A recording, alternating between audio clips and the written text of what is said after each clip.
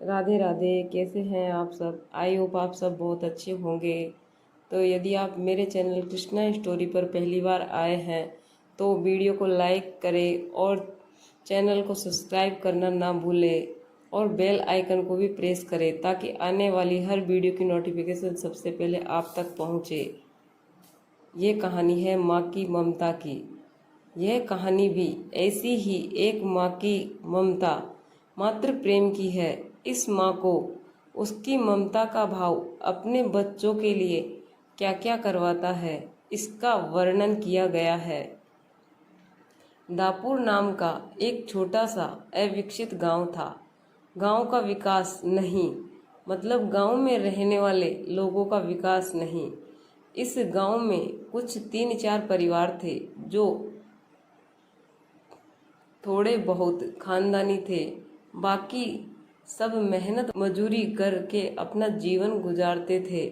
इसी गांव में दीना नाम की एक विधवा औरत रहती थी। रहने के लिए छोटा सा घर था। 2 बच्चे थे, एक 5 साल का और दूसरा 3 साल का। दीना का पति बहुत मेहनती था। वो दीना को किसी चीज की कमी महसूस नहीं होने देता था या कैसी भी हालातों में साथ नहीं छोड़ता था। कैसी भी परिस्थिति हो, दोनों साथ मिलकर सामना करते थे। पर कौन जाने किस पर कौन सा अनर्थ कब आ जाए।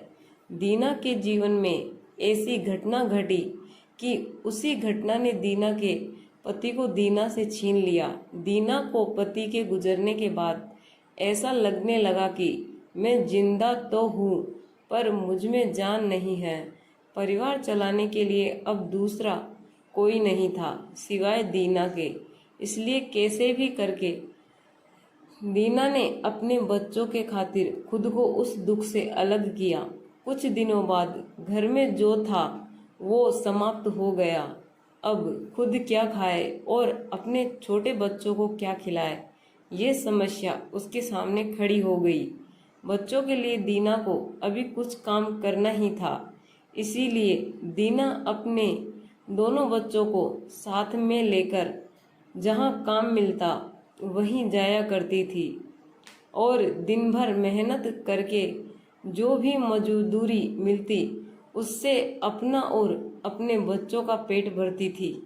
ऐसे ही समय बीतता गया और चलता रहा। लेकिन एक दिन दीना को शरीर में थोड़ी कमजोरी महसूस होने लगी। फिर भी वह काम पर गई। ऐसे ही 2-3 दिन दीना काम पर जाती रही, लेकिन उसकी शरीर की कमजोरी कुछ ठीक नहीं हो रही थी बल्कि और बढ़ती जा रही थी।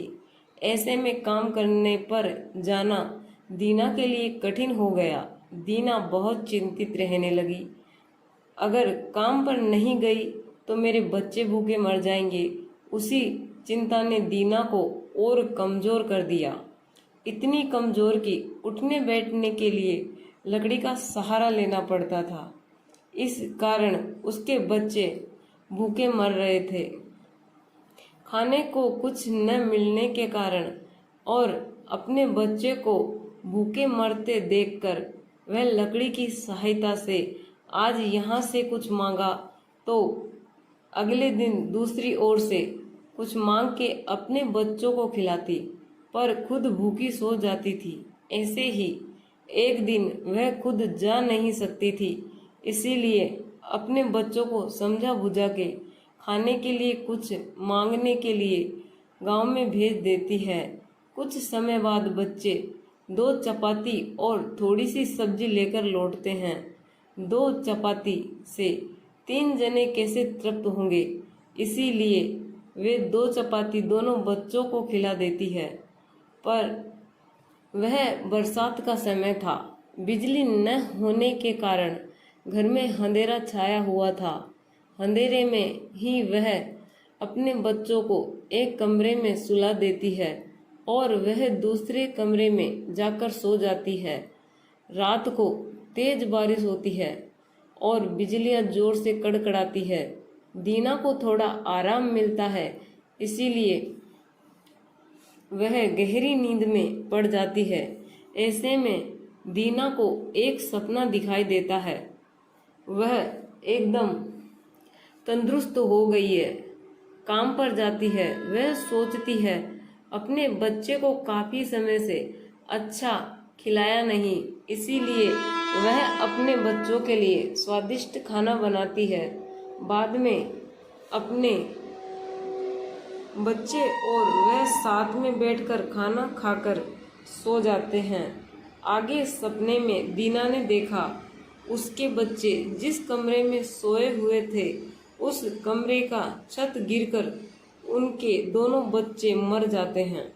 सपने में से दीना एकदम उठकर खड़ी हो जाती है, जान में जान आ जाती है और अंधेरे में ही अपने बच्चों के कमरे की ओर चल पड़ती है। कमरे में जाकर अपने बच्चे को देखकर दीना चैन की सांस लेती है। उसी समय दीना को शरीर में ज़्यादा कमजोरी महसूस होती है, जिससे वह नीचे गिर जाती है और फिर वहां से उठ ही नहीं पाती है। चैन की सांस दीना की सांस ले लेती है। दोस्तों, यही होती है माँ की ममता, जो मरते दम तक अपने बच्चों के खातिर जीने का जुनून रखती है। दोस्तों, यह छोटी सी कहानी आपको कैसी लगी? अपने विचारों को हमारे साथ जरूर शेयर करें। धन्यवाद।